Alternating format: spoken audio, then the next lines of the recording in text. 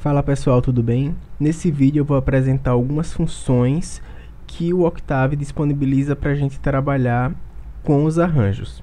Então, para utilizar as funções, eu vou criar um vetor aqui qualquer. Vou colocar uns números aleatórios, certo?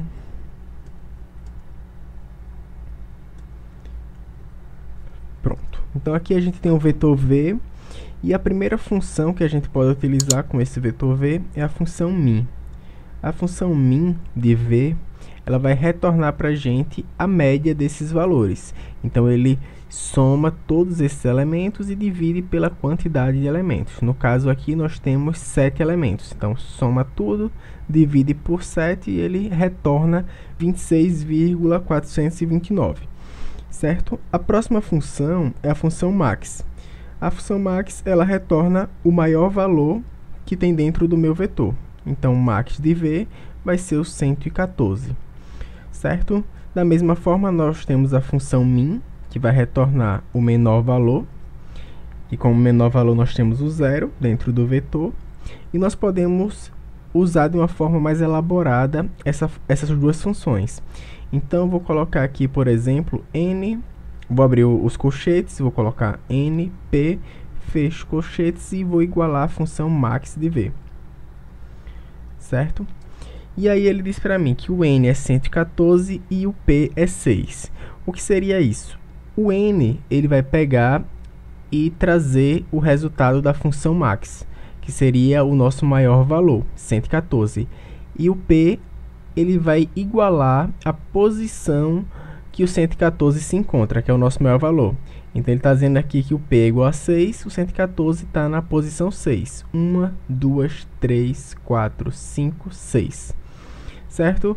O N e o P não são obrigatórios, foram duas variáveis que eu escolhi, só para ficar mais tranquilo, né? O N vai ser o número, o valor que a gente queria, e o P de posição.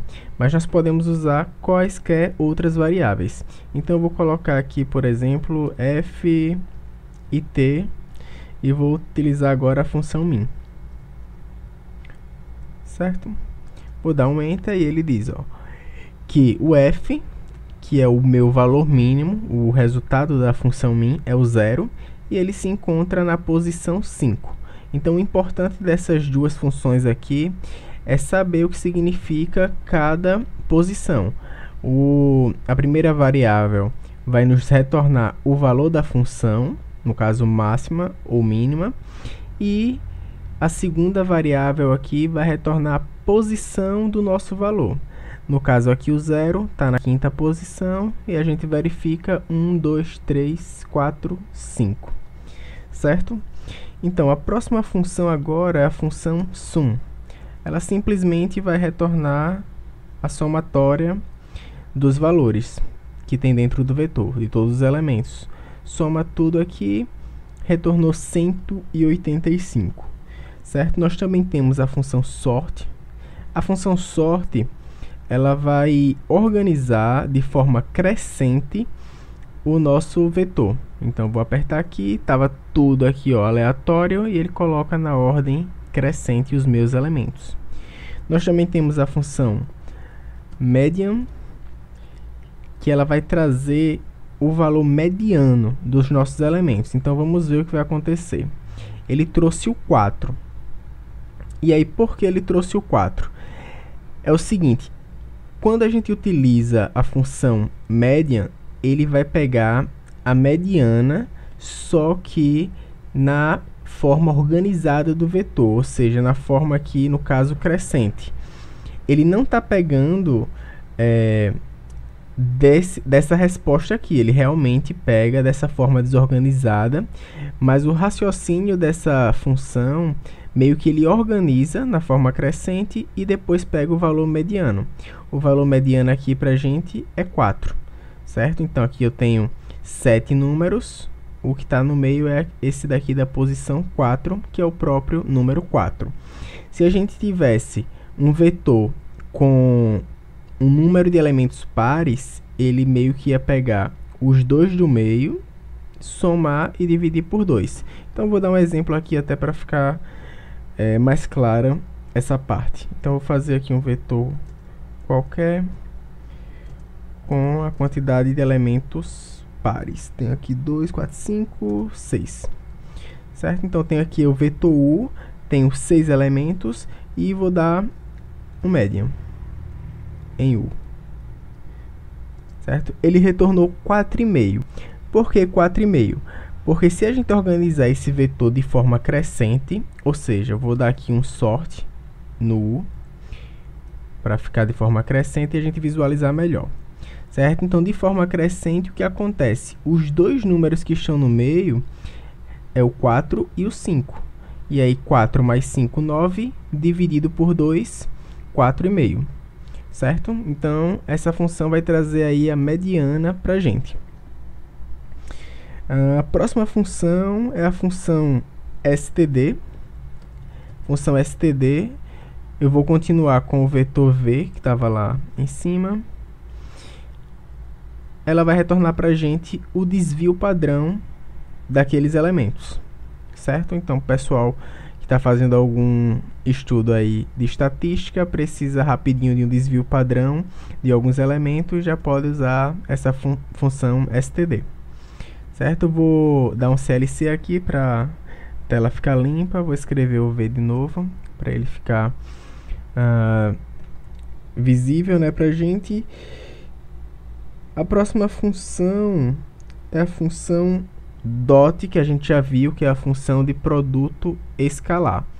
Certo? Então, produto escalar eu tenho que realizar entre dois vetores, e esses dois vetores precisam ter a mesma quantidade de elementos. Então, aqui no caso, eu tenho o vetor V que tem 7 elementos e tem o vetor U com 6. Eu vou fazer o seguinte, vou adicionar um elemento aqui no vetor U. Vou botar aqui que o sétimo elemento vai ser 3. Certo? Então, aqui eu tenho o vetor U agora com 7 elementos. Se eu escrevo dot de V com U, ele vai realizar o produto escalar. O que é o produto escalar? Cada elemento ele vai multiplicar 5 vezes 4, aí soma mais 56 vezes 6, mais 3 vezes 7 e assim por diante. E ele retornou aqui o nosso valor 630. Nós também temos uma função para o produto vetorial, certo? Então, o produto vetorial ele só vai realizar com 3 elementos, vetores de 3 elementos. Então, eu vou fazer o seguinte, vou limpar tudo e vou criar novos vetores. Esse é um vetor tranquilo, V, 3, 2, 4, e um vetor U, 5, 1, 3. Opa, 6, 1, 3. Vou dar um Enter, e a nossa função para realizar o produto vetorial é a função cross. Certo? Eu escrevo cross, coloco V, U, e aí ele vai realizar o nosso produto vetorial. Lembrando que o produto vetorial retorna um vetor. Então, nós temos aqui o vetor 2, 15 e menos 9. Certo? Agora, também nós temos funções para trabalhar com as matrizes. Então, eu vou dar aqui um CLC e criar uma matriz. Criar a matriz M, por exemplo. Vou colocar aqui qualquer valor também. Opa. Pronto, uma matriz 3×3. E aí nós temos a função det, que vai dar o nosso determinante. Então, det de M. E aí ele retorna 15. E nós temos também uma função que a gente já viu, que é a função inversa. Então, função inversa de M. Lembrando que nem toda matriz tem uma função inversa, vamos ver se essa tem. Pronto, essa daqui tem, e é esse valor, certo? Agora, outra curiosidade é em relação a todas as outras funções que nós só falamos em relação a vetores, elas servem para matrizes também. Só que, quando nós trabalhamos com matrizes, utilizando aquelas funções, elas trabalham nas colunas. Então, eu vou mostrar aqui com essa matriz M alguns exemplos. Certo? Então, vou dar um CLC, vou escrever aqui o M para ficar na tela e vou escrever a função min com a matriz M. O que é que ele retornou? Retornou um vetor linha, certo? Com 3 colunas. O que significa? A função min, ela servia, ou serve, na verdade, para fazer a média. Ela fazia a média dos elementos do meu vetor. Na matriz, ela vai fazer a média de cada coluna. Então, se somar isso aqui e dividir por 3, vai dar esse valor. Se somar esses 3 elementos, dividir por 3, vai dar esse valor. E aqui na última coluna também. E com todas as outras funções, ela vai funcionar da mesma forma. Então, se eu escrevo max de M, ele vai criar um vetor linha, onde esse vetor linha me mostra o maior elemento da primeira coluna, o maior elemento da segunda coluna e o maior elemento da terceira coluna, certo? Com todas as outras, ela funciona da mesma forma. Se eu escrevo a função sum de M, ele vai fazer aqui 5 mais 4 mais 5, 9, mais 4, 13, certo? 3 mais 6, 9, mais 5, 14, 5 mais 1, 6, mais 2, 8.